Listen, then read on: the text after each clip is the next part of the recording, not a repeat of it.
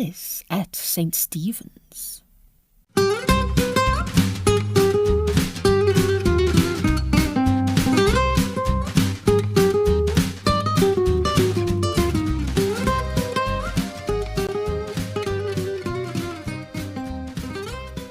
"It's very provoking," said Alice to herself. She had been trying for the previous quarter of an hour to attract the attention of a large and a very solemn caterpillar that was perched on the top of a big mushroom with a Gothic fringe.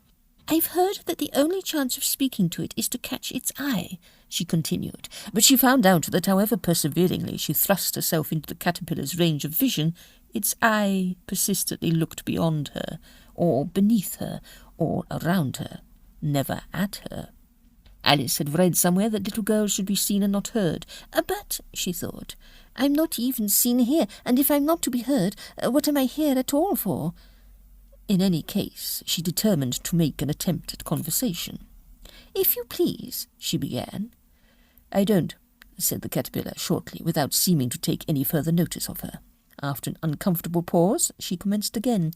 "I should like—" "You shouldn't," said the caterpillar with decision. Alice felt discouraged, but it was no use to be shut up in this way, so she started again as amiably as she could. "You can't think, Mr. Caterpillar." "I can, and I often do," he remarked stiffly, adding, "You mustn't make such wild statements. They're not relevant to the discussion." "But I only said that in order—" "You didn't," said the caterpillar angrily. "I tell you it was not in order." "You are so dreadfully short," exclaimed Alice. The caterpillar drew itself up. "In manner, I mean, no, in memory," she added hastily, for it was thoroughly angry by this time. "I'm sure I didn't mean anything," she continued humbly, for she felt that it was absurd to quarrel with a caterpillar.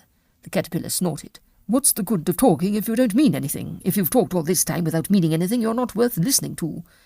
"But you put a wrong construction," Alice began. "You can't discuss construction now, you know. That comes on the estimates. Shrivel." "I don't understand," said Alice. "Shrivel, dry up," explained the caterpillar, and proceeded to look in another direction, as if it had forgotten her existence. "Goodbye," said Alice, after waiting a moment.